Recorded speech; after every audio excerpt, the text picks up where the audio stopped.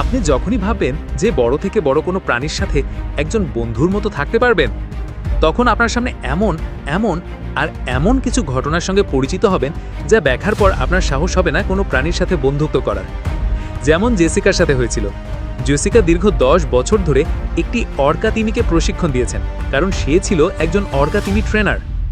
দীর্ঘদিন তাদের প্রশিক্ষণ গেম শো করার মধ্যে দিয়ে তাদের ভিতর গড়ে উঠেছিল ভালোবাসা ও বন্ধুত্বের সম্পর্ক, কিন্তু সে কখনো ভাবতে পারেনি অর্কা তিমিটি তার জীবন কেড়ে নেবে। জেসিকা ছোট থেকেই সামুদ্রিক প্রাণী পছন্দ করত, কারণ তার বাবা ছিল একজন জীববিজ্ঞানী। প্রাণীদের সাথে অনেক সময় কাটানোর জন্য জেসিকার মনে তাদের প্রতি ভালোবাসা আগে থেকেই ছিল। সেখান থেকে তার পশুদের প্রতি আগ্রহ ক্রমে বাড়তে থাকে। যেহেতু তার বাবা ছিলেন একজন জীববিজ্ঞানী, বেশিরভাগ সময় সে তার বাবার সাথে কাটাতেন এবং তার বাবা বিভিন্ন ধরনের সামুদ্রিক জীব নিয়ে গবেষণা করতেন। এদের ভিতরে জেসিকা তিমি এবং ডলফিন খুব বেশি পছন্দ করতেন। অবাক করা বিষয় হলো, জেসিকা এইসব সামুদ্রিক প্রাণীর সংস্পর্শে থাকার কারণে প্রাণীদের সকল আচরণগুলো বুঝতে পারতেন এবং প্রাণীগুলো জেসিকার সকল মনোভাব বুঝতে পারত এবং সেই ধরনের আচরণ করত। তাছাড়া হাতের ইশারায় সে কয়েকটি ডলফিন একসাথে নিয়ন্ত্রণ করতে পারত। সেখান থেকেই জেসিকার প্রাণীদের প্রতি বিশ্বাস ও ভালোবাসা আরও বেড়ে যায়। সময়ের সাথে ধীরে ধীরে জেসিকার সামুদ্রিক প্রাণীদের প্রতি আগ্রহ ও তাদের বিষয়ে অভিজ্ঞতা বাড়তে থাকে।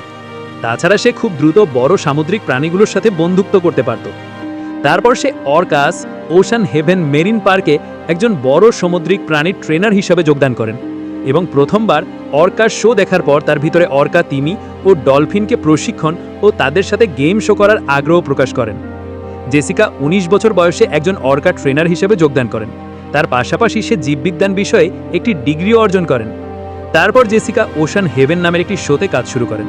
সেখানে তিনি অর্কা তিমি ও ডলফিনের গেম শো করতেন। 21 বছর বয়সে জেসিকা ট্রেনার হিসেবে সাফল্য অর্জন করেন এবং সবথেকে জনপ্রিয় অর্কা ট্রেনার হিসেবে জনপ্রিয়তা লাভ করেন, যেখানে একটি অর্কা তিমির দৈর্ঘ্য প্রায় 22 ফুট ও ওজন প্রায় 5400 কিলোগ্রামেরও বেশি। এ ধরনের বিশাল আকারের অর্কা তিমি ও ডলফিনের শো দেখতে 500 থেকে 1000 মানুষের ভিড় হতো। এভাবেই জেসিকা অনেক বছর কাটিয়ে দেয় এইসব বড় বড় সামুদ্রিক প্রাণীদের সাথে। সে নিয়মিত অর্কা শো করতেন। হঠাৎ একদিন শো চলাকালীন সময় সে অনুভব করে যে অর্কা তিমিটি অস্বাভাবিক আচরণ করছে, কিন্তু শো নষ্ট হয়ে যেতে পারে এটা মনে করে শো চালিয়ে যান জেসিকা, কারণ সে মনে করেন এই পরিস্থিতি সামলাতে হয়তো সে পারবেন, কারণ তার কাছে ছিল দীর্ঘ কয়েক বছরের অভিজ্ঞতা। এটা ভেবে সে অর্কা শো চালিয়ে যান। ও সবাইকে আনন্দ দিয়ে যাচ্ছিলেন, কিন্তু এই আনন্দ বেশি সময় টিকে থাকে না। হঠাৎ অর্কা তিমিটি জেসিকার উপর আক্রমণ করে বসে। গ্যালারিতে থাকা মানুষ তখনও বুঝে উঠতে পারেনি যে তিমিটি জেসিকাকে আক্রমণ করেছে। তারা এটি গেম শো এর একটি অংশ মনে করেন। তিমিটি যখন জেসিকাকে অর্ধেক গিলে ফেলে তখন আর কোনো কিছুই করে ওঠা সম্ভব হয়নি। নিরাপত্তা কর্মীরা অনেক চেষ্টা করেছিলেন তাকে বাঁচানোর জন্য, কিন্তু জেসিকা খুব ভয়াবহভাবে আহত হন। ক্ষতস্থান এতটাই বিশাল ছিল যে জেসিকা বেশি সময় আর টিকে থাকতে পারেননি।